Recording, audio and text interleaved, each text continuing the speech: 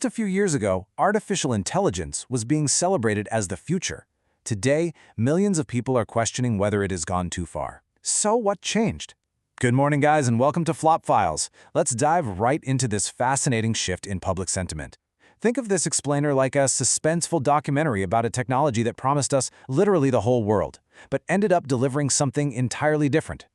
We are living through an absolute whiplash moment in tech history right now. Back in 2022, when ChatGPT first hit the scene, it felt a little bit like magic, didn't it? We were told it was going to cure diseases, completely eliminate tedious tasks, and usher in this golden era of unprecedented human leisure. But wow, that spell has rapidly worn off. The public mood hasn't just cooled down, it's turned actively hostile. Take a look at this staggering 10% figure.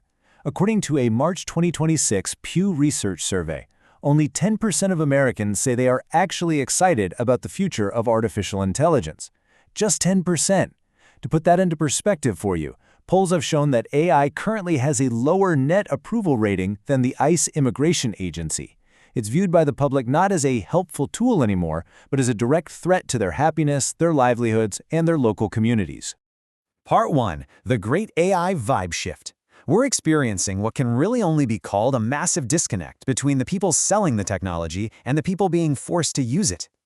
You can really see the stark divide here. On one side, we've got the Silicon Valley promises. You watch these flashy keynotes from Google I/O or Microsoft Build, and tech billionaires are still speaking in these grandiose terms. They're talking about reaching artificial general intelligence in just a few years or building humanistic superintelligence. But then, you look at the everyday reality. The average person isn't seeing superintelligence. What they're seeing are overstaffed tech companies using AI as a sort of silver bullet excuse for mass layoffs. They're seeing their jobs threatened, and it's not by sentient robots, but by corporations aggressively trying to cut costs.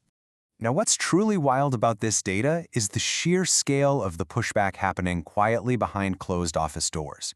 An April 2026 survey revealed that 80% of office workers are straight up refusing to use AI tools, and that's even when their employers make it mandatory.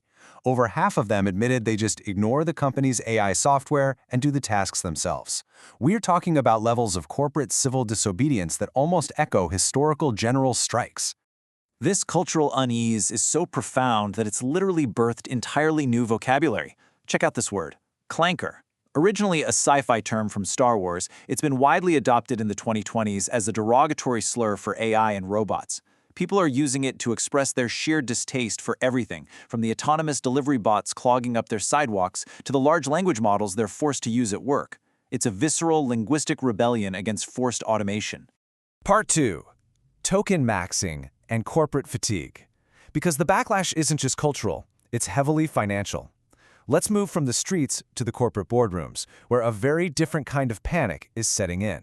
So the crucial point to understand here is this 2025 phenomenon known as token maxing. A token is basically the billing unit for AI models. Think of it as roughly 3/4 of a word. Well, last year, companies actually encouraged their engineers to use as many tokens as possible, feeding the AI massive documents to get better context. It was considered cool. They even had internal leaderboards for it. But nobody really did the math on what happens when thousands of employees do this simultaneously for months on end. Which leads us directly to this jaw-dropping figure.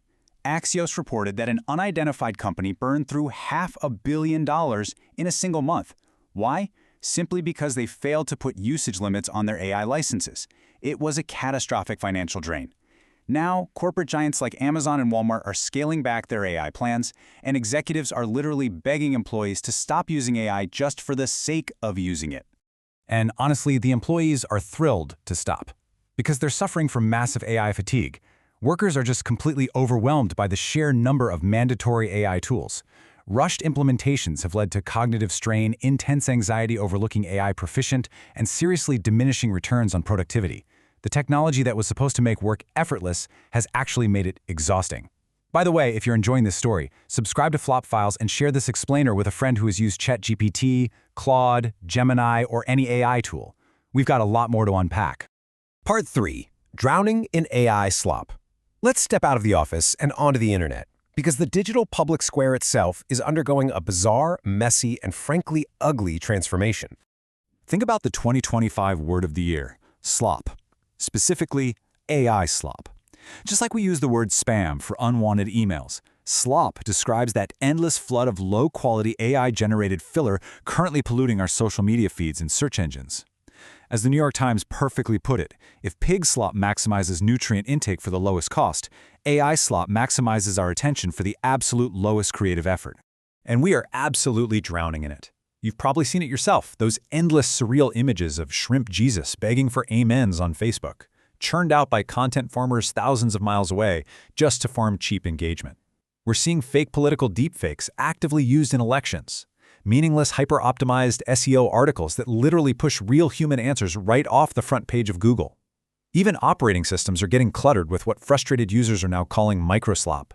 It's fueling the dead internet theory, this growing idea that the web isn't a place for human connection anymore, but a ghost town where bots just talk to other bots. And the crazy part is, it's not just cheap content farmers getting fooled here.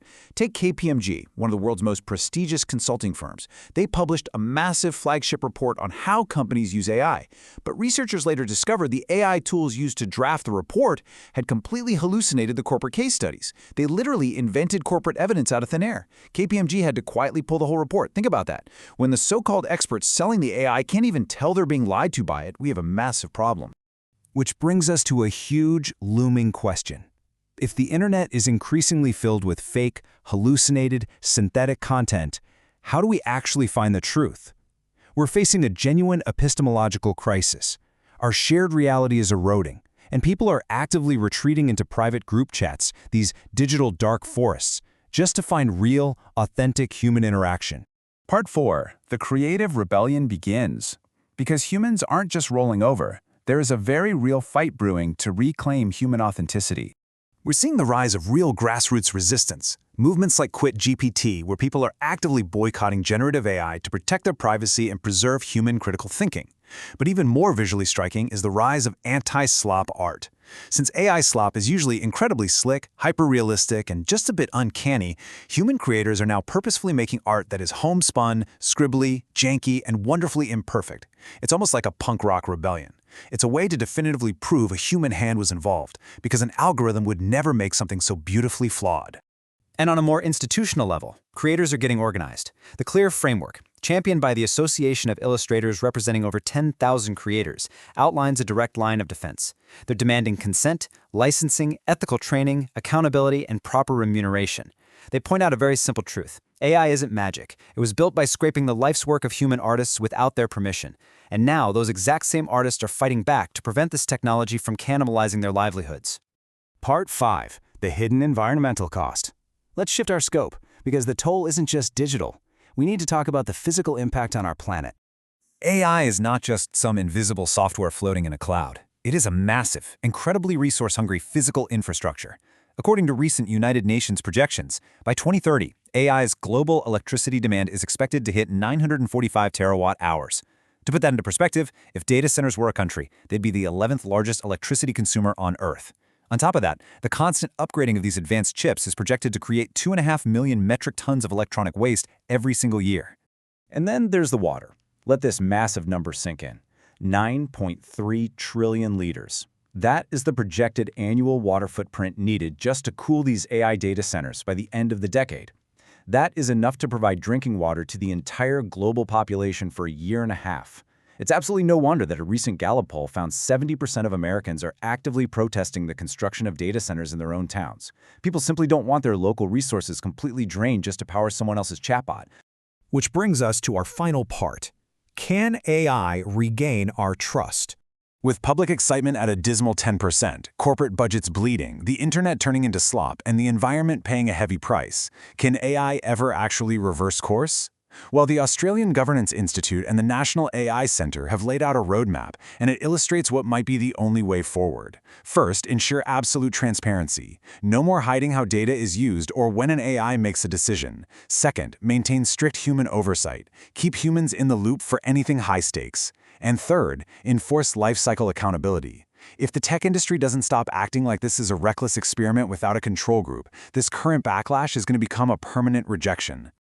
Artificial intelligence may still change the world, but for the first time, many people are asking a different question.